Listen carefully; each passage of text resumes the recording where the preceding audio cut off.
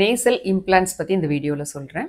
இப்போ ஒரு சிலர் வந்து நோஸில் கொஞ்சம் ப்ராப்ளம் இருக்குது, ரொம்ப வந்து அமுந்த மாதிரி இருக்குது, இன்னும் கொஞ்சம் ஹைட் வேணும் அப்படின்னு கேட்குறாங்க அப்படின்னா, ஆனால் அவங்களுக்கு வந்து சர்ஜரி பண்ணிக்க பயமாக இருக்குது. டாக்டர் எனக்கு வந்து ஸ்கின் எல்லாம் ஓப்பன் பண்ணி உள்ள கார்ட்லேஜ்லாம் மாடிஃபை பண்ணுற ப்ரொசீஜர் வந்து ரொம்ப பயமாக இருக்குது, அதனால எனக்கு அதெல்லாம் வேண்டாம், ஆனால் எனக்கு கொஞ்சம் நோஸில் வந்து ஹைட் இன்க்ரீஸ் பண்ணி கொடுத்தீங்கன்னா பரவாயில்ல அப்படின்னு கேட்குறாங்க அப்படின்னா அவங்களுக்கு வந்து நம்ம நேசல் இம்ப்ளான்ட் சஜஸ்ட் பண்ணலாம். இதில் வந்து நான் சர்ஜிக்கல் ரைனோபிளாஸ்டி அப்படின்னு நம்ம முன்னாடி வீடியோஸ்லாம் பேசியிருக்கேன். அதில் வந்து ஃபில்லர்ஸ் இன்ஜெக்ட் பண்ணுறது மூலிமா நம்ம வந்து நோஸோட ஹைட்டை இன்க்ரீஸ் பண்ணலாம். பட் இது வந்து ஒரு டிரான்சியன்ட் ப்ரொசீஜர். அதுவும் கொஞ்சம் நம்ம ரிப்பீட்டடாக வந்து நிறைய காசு செலவு பண்ணி நம்ம ஃபில்லர்ஸ் பண்ண வேண்டியிருக்கும். அதுக்கு பதிலாக நம்ம வந்து நேசல் இம்ப்ளான்ட், இந்த இம்ப்ளான்ட் பார்த்திங்கன்னா சிலிக்கான்னால மேடாயிருக்கும். இதை வந்து நம்ம ஆர்டர் பண்ணி வாங்கி நம்ம வந்து பேஷண்ட்டோட நோஸ்க்கு தகுந்த மாதிரி நம்ம அந்த சிலிக்கான் இம்ப்ளான்ட்டை ட்ரிம் பண்ணிவிட்டு நோஸில் வந்து நம்ம எப்படி ரைனோபிளாஸ்டி பண்ணுறதுக்கு நம்ம இந்த இடத்துல இன்சிஷன் போடுவோமோ அதே மாதிரி இன்சிஷன் போட்டு உள்ள ஒரு பேக்கெட் மாதிரி க்ரியேட் பண்ணி இந்த நேசல் இம்ப்ளான்ட்ஸை நம்ம வைக்கலாம். இது வைக்கிறது மூலிமா நம்ம வந்து நோஸோட ஹைட்டையும் இன்க்ரீஸ் பண்ண முடியும், அதே சமயத்தில் டிப்பையும் வந்து கொஞ்சம் டிஃபைன்டாக கொடுக்க முடியும்.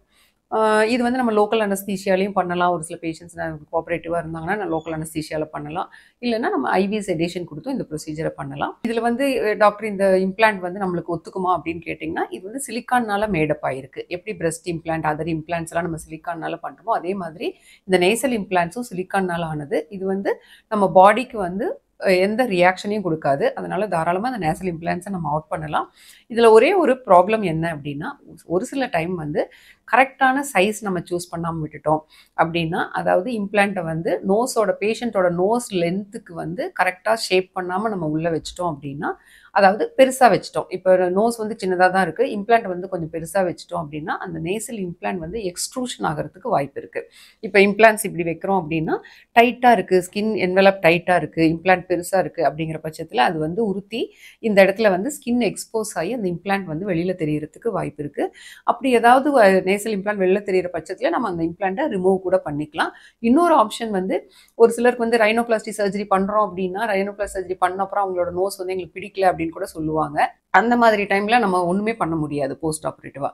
பட் இந்த வந்து நேசல் இம்ப்ளான்ட்ஸை பொறுத்த வரைக்கும் நம்ம வைக்கிறோம், அவங்களுக்கு வந்து அந்த இம்ப்ளான்ட் வச்சதுக்கப்புறம் அவங்களோட நோஸ் வந்து அப்பியரன்ஸ் அவங்களுக்கே பிடிக்கல அப்படின்னு நம்ம ஃபீல் பண்ணாங்கன்னா வந்து நம்ம அந்த இம்ப்ளான்ட்டை ரிமூவ் பண்ணிக்கலாம். இது ஒரு ஆப்ஷன் இந்த நேசல் இம்ப்ளான்ட்ஸில் இருக்குது. அதனால் இப்போ உங்களுக்கு நோஸ் வந்து அப்பியரன்ஸ் பிடிக்கல அப்படின்னா நீங்கள் ஒரு கன்சல்டேஷனுக்கு போகும்போது இந்த 3 ஆப்ஷனையும் நீங்கள் தெரிஞ்சுக்கணும். அதாவது லிக்விட் ரைனோபிளாஸ்டி, அதாவது ஃபில்லர் இன்ஜெக்ட் பண்ணுறது, இன்னொன்று நேசல் இம்ப்ளான்ட்ஸு, அதுக்கப்புறம் நம்ம எப்பவும் பண்ணுற மாதிரி சர்ஜிக்கல் ரைனோபிளாஸ்டி. இது 3ஐயும் தெரிஞ்சுட்டு நீங்கள் உங்களுக்கு எது ஆப்டாக இருக்கும்னு தெரிஞ்சு அதுக்கு தகுந்த மாதிரி நீங்கள் ட்ரீட்மெண்ட் எடுத்துக்கலாம். Thank you all.